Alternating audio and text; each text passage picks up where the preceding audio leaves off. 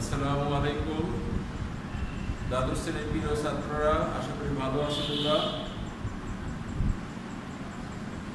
আমি তোমাদের সাথে জীববিজ্ঞান তৃতীয় পত্র নিয়েই আসি। তোমরা জানো যে আমরা একাদশ অধ্যায় জিনতত্ত্ব বিবর্তন পড়ছি। জিনতত্ত্বের শেষের দিকে আমরা মেন্ডেলের সূত্রের ব্যতিক্রমগুলো পড়ছিলাম। মেন্ডেলের দ্বিতীয় সূত্রের ব্যতিক্রম হিসাবে আজ আমরা যে জিনিসটা আলোচনা করবো সেটি হলো এপিস্টাসিস।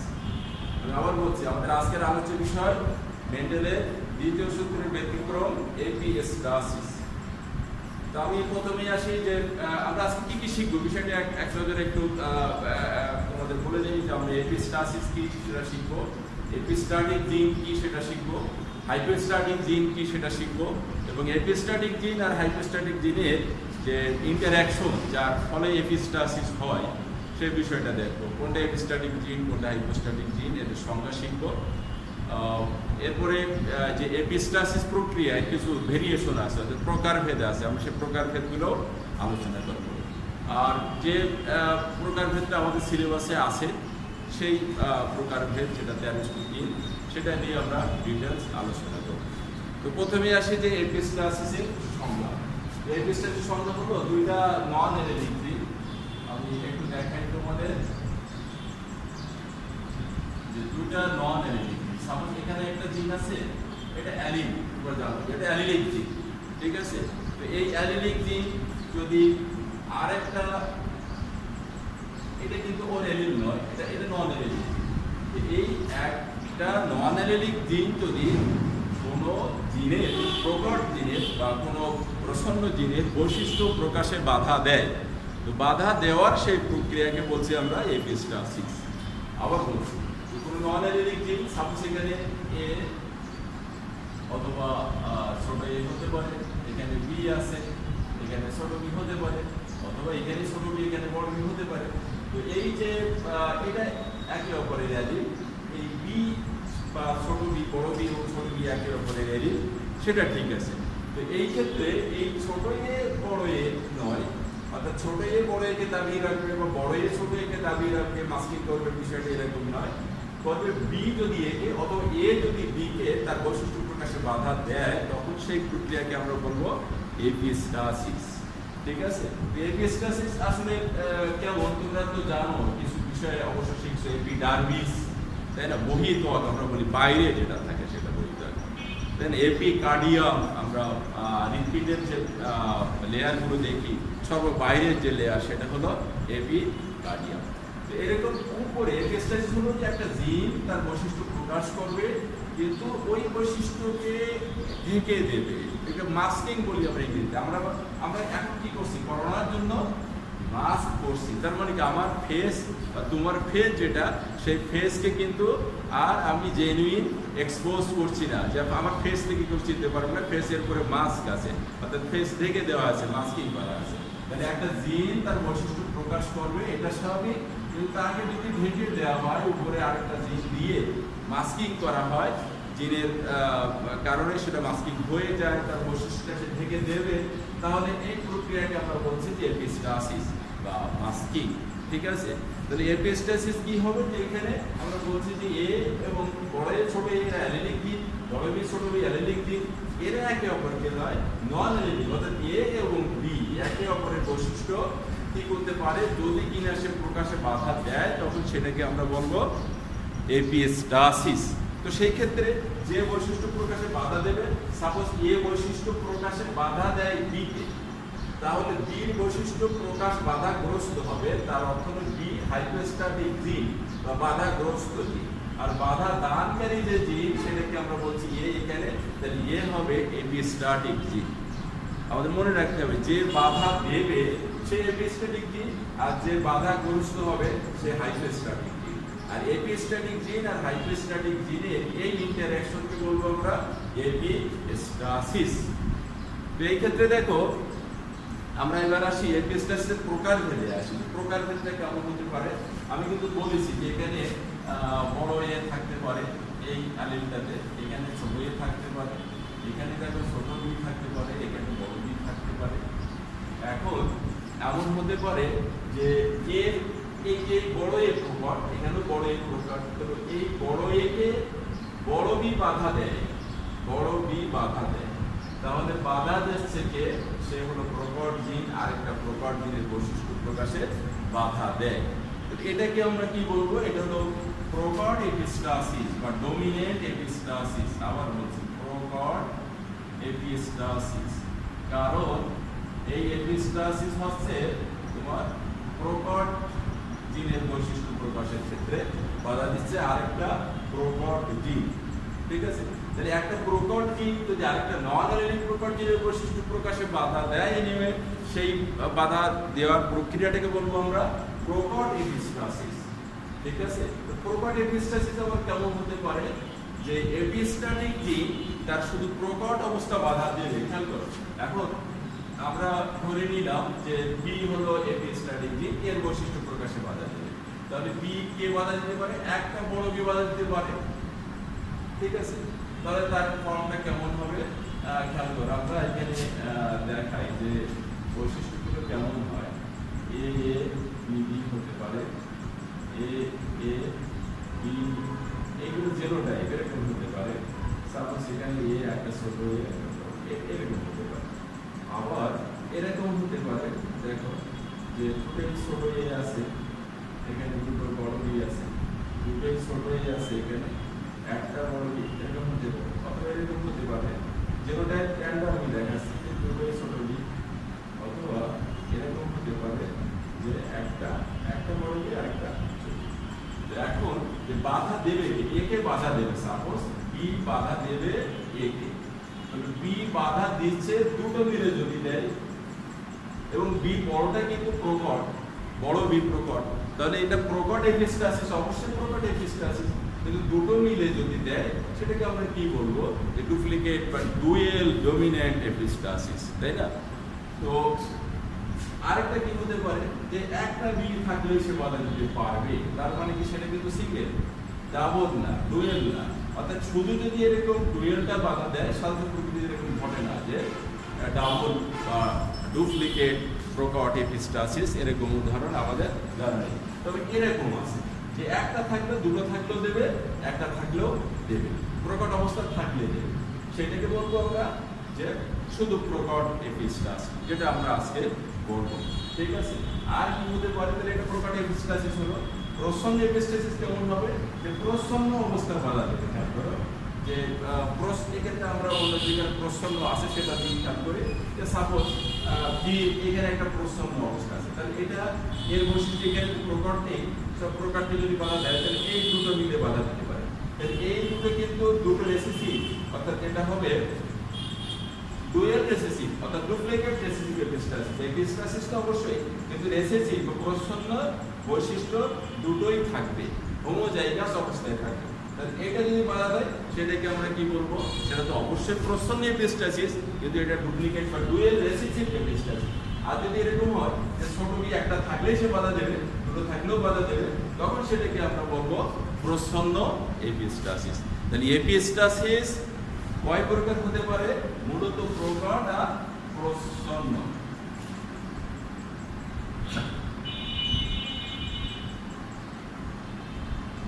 প্রকটের আবার কয় প্রকার হতে পারে, এটা নাম্বার 1, এটা নাম্বার 2। প্রকটের কিন্তু হতে পারে যে সে ডাবল ডমিনেন্ট অথবা সিঙ্গেল ডমিনেন্ট, আর এটারও আবার হতে পারে যে সে ডাবল রেসেসিভ অথবা সিঙ্গেল রেসেসিভ এপিস্টাসিস। তাহলে এপিস্টাসিসের প্রকারভেদগুলো আমরা শিখলাম। তো এপিস্টাসিসের এই সকল প্রকারভেদের কারণে মেন্ডেলের দ্বিতীয় সূত্র, যেটা তার নানান ধরনের ব্যতিক্রম ঘটে। আমরা জানি যে মেন্ডেলের দ্বিতীয় সূত্রের রেফ্রিজারেশনে কি রেজাল্টটা আসে, সেটা কিন্তু তোমরা জানো। সেই রেজাল্ট হলো 9:3:3:1। 9:3:3:1 এটা মডিফাই হয়ে যাবে। এপিস্টাসিস হলে কি হবে, এই রেশিও এফ্রিজারেশনে হবে না, সেটার মডিফিকেশন করবে, মডিফাইড অবস্থা হবে। তাহলে কি হবে আমরা দেখবো, সেটা 13:3 হয় সাধারণত ডমিনেন্টের ক্ষেত্রে। আবার কি হতে পারে, সেটা 12:3:1 হতে পারে। ঠিক আছে, আমরা প্রচ্ছন্নের ক্ষেত্রে দেখি, যেটা আমরা আমাদের সিলেবাসে আছে সেখানে দেখবো 9:7 হয়, কিন্তু এটা আমরা অন্য ক্ষেত্রে দেখি যে সেটা 9:3:4, অর্থাৎ 16টা ভেরিয়েশন। তো এইগুলো সব এই যে 13:3 বলো, 12:3:1 বলো, এটা হলো তোমার ডমিনেন্ট এপিস্টাসিসের এক্সাম্পল। 9:7 এটা হলো রেসিসিভ এবং 9:3:4 রেসিসিভ এপিস্টাসিসের উদাহরণ। তা আমাদের সিলেবাসে এই দুটো নেই। এপিস্টাসিসের এক্সাম্পল আকারে আছে এই 13:3 এবং 9:7। যেটা 13:3টা হলো প্রকট এপিস্টাসিসের উদাহরণ হিসাবে আমাদের সিলেবাসভুক্ত করা হয়েছে। আর প্রচ্ছন্ন সেটা মূলত তোমার ডাবল রেসিসিভ এপিস্টাসিস অর্থাৎ দ্বৈত প্রচ্ছন্ন এপিস্টাসিসের উদাহরণ হিসাবে 9:7টা আমাদের সিলেবাসভুক্ত করা হয়েছে। তা আমরা আজকে পড়ব অনলি 13:3। এই এক্সাম্পল যেটা আমরা এপিস্টাসিসের ক্ষেত্রে দিচ্ছি সেটা আবার বলছি যে প্রকট এপিস্টাসিস। তো প্রকট এপিস্টাসিসের ক্ষেত্রে যে উদাহরণটা আমরা এখন আলোচনা করব, এটা দেখো যে 1908 সালে মতান্তরে দেখো 1918 তোমাদের বইতে আছে। এইটা দুইজন বিজ্ঞানী বেটসন আর পানেট, এই দুইজন বিজ্ঞানী এক ধরনের মুরগির ক্ষেত্রে সেটা হলো লেগন এবং ওয়াইনডট, এই দুই জাতের মুরগির গায়ের রং, তার ফেদার কালার, বাইরের কালার নিয়ে গবেষণা করার ক্ষেত্রে তারা ব্যতিক্রমী বৈশিষ্ট্য লক্ষ্য করে।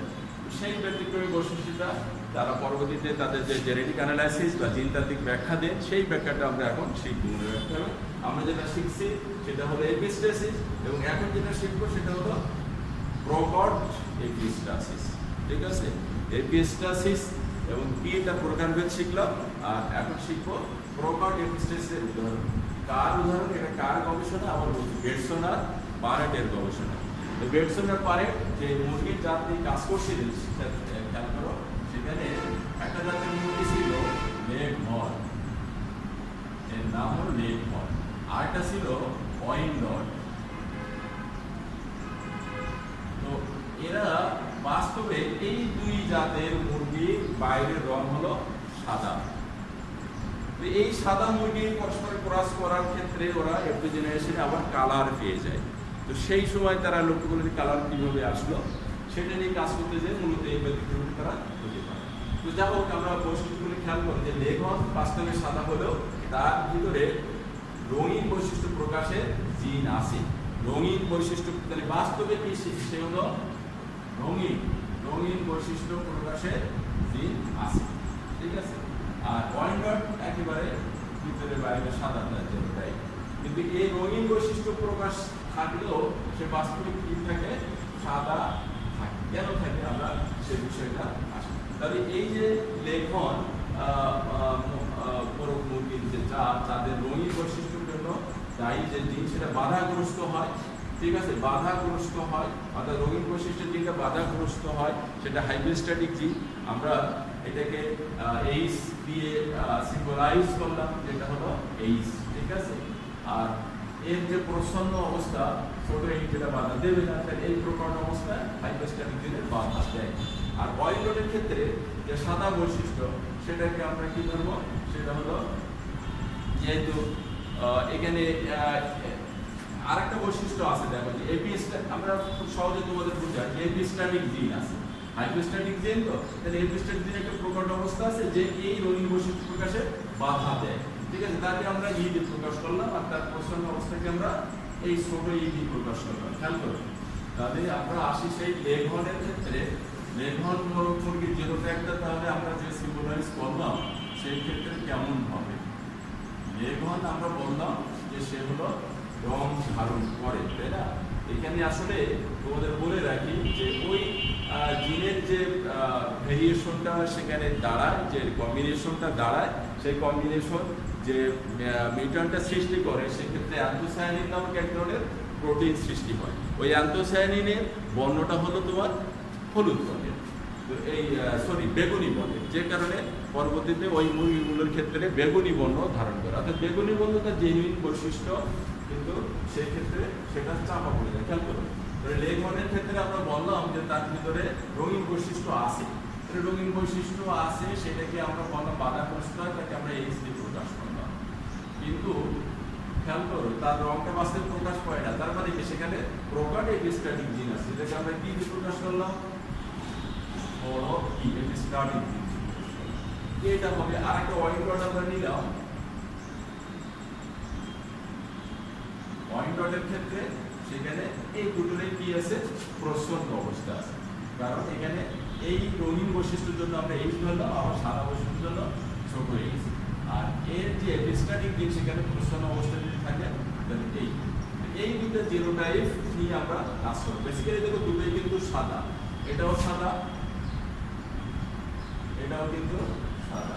কেন সাদা? এটা এখানে রঙিন বৈশিষ্ট্য জিন এইচ আছে, কিন্তু সেখানে এপিস্ট্যাটিক প্রকাট অবস্থা থাকার কারণে এ সাদা হয়ে গেছে, রং বৈশিষ্ট্য প্রকাশ পায় না। আর এক্ষেত্রে তো সে বেসিক্যালি সাদা, সেখানে কোনো রং বৈশিষ্ট্য প্রকাশের দিক নেই। এই দুই সাদা যাদের মধ্যে যদি আমরা ক্রস করি, আমরা এটাকে ফাদার এবং একটাকে মাদার ধরলাম, এটা সাপোজ ফাদার, আর এটা হলো মাদার। তাহলে এদের গ্যামেটটা কি হলো? এরা তো আমরা ধরলাম যে এটা প্যারেন্ট জেনারেশন, এরা হলো প্যারেন্ট। এই প্যারেন্টে গ্যামেটের অবস্থা কি হবে দেখো তো। গ্যামেট কিন্তু মেল গ্যামেট যেটা, সেটা একটা দুটো বড় এসে একটা দুটো বড়, তাহলে এই স্যার কি এটা হবে সবগুলো গ্যামেট। আর ফিমেল গ্যামেট কি আসবে দেখো, যে একটা দুটো ছোট এস থেকে একটা ছোট এস, আর দুটো ছোট ই থেকে একটা ছোট ই, এটা কি হবে?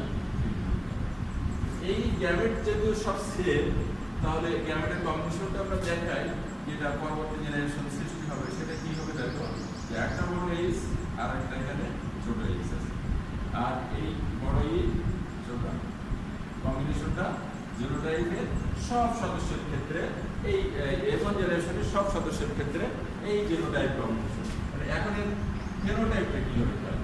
এই ফেনোটাইপ লক্ষ্য করো যে যেহেতু এখানে বড় এইচ আছে, কালার বৈশিষ্ট্য অর্থাৎ সে রঙিন বৈশিষ্ট্য প্রকাশ করবে, কিন্তু বড় ই অর্থাৎ প্রকাট এপিস্ট্যাটিক জিন থাকার কারণে সে আবার সাদা হয়ে যাবে। তার অর্থ হলো এই জেনারেশন প্রথম প্রজন্ম সকল সদস্য সাদা, সমস্যা নেই, এখানে সকল সদস্য সাদা। এই F1 জেনারেশনকে যদি আমরা আবার সেলফিং করি, অর্থাৎ তাদের নিজেদের ভিতরে ক্রস করাই, তাহলে দেখবো যে আমরা রঙিন বৈশিষ্ট্য পাচ্ছি। খেয়াল করে কি বলতে হয়, আমরা সেলফিংয়ের কথা জানি যে এই জিনোটাইপের মেল ফিমেল আমরা ওই জেনারেশন থেকে নেব, সেটা কিন্তু প্যারেন্ট, বেসিক্যালি কি এটা আমরা এখানে F1 জেনারেশন আমরা প্যারেন্ট নিচ্ছি, কিন্তু সেটা হবে F1 জেনারেশন। F1 জেনারেশনের আমরা একটা ফিমেল মেল নিলাম, ওই জিনোটাইপের এইচ ই, বুঝতে পারছি এটা F1 জেনারেশন। আচ্ছা, আরেকটা ফিমেল ঠিক সেম জিনোটাইপ নিলাম, সেটা হবে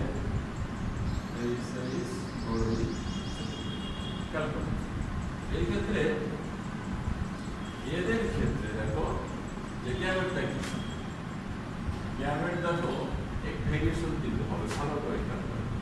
একটা গ্যামেট মেল গ্যামেটটা দেখো বড় এইচ এর সাথে বড় ই আসতে পারে, একটা বড় এইচ এর সাথে এই ছোট ইটা আসতে পারে, আরেক ধরনের গ্যামেট হবে। আবার এই ছোট এইচ এর সাথে বড় ইটা আসতে পারে, সেটা এক ধরনের গ্যামেট হবে। আবার ছোট এইচ এর সাথে ছোট ইটা আসতে পারে। এই চার ধরনের গ্যামেট প্রত্যেকটার ক্ষেত্রে সৃষ্টি হবে, অর্থাৎ মেলের যে গ্যামেট হবে ফিমেলের কি হবে, যে সেম টাইপের ওই চার ধরনের চার টাইপের গ্যামেট সেখানে সৃষ্টি হবে। তাহলে এখানে যেহেতু গ্যামেটগুলো অনেক ধরনের, আমরা এটার কম্বিনেশন দেখার জন্য সেখানে নিয়ে আসি, সেখানে কোনটা তোমরা জানো যে এটা র্যান্ডম, অর্থাৎ সবার সাথে সবার একেবারে যাতে মিলনটা হয় সেটা আমরা এই বোর্ডের মাধ্যমে কনফার্ম করতে পারি।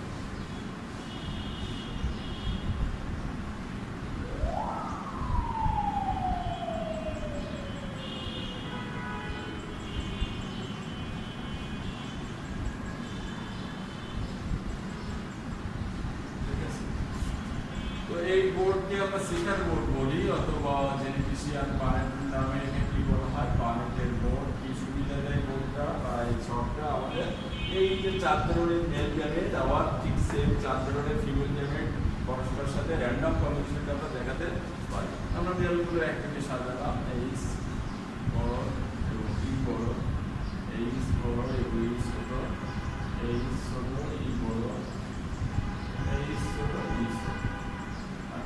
ঠিক একইভাবে আমরা ফিমেল দেয়ালগুলো এদিকে সাজাচ্ছি। তারপর এইচ বড় ই বড়, এইচ বড় ই ছোট,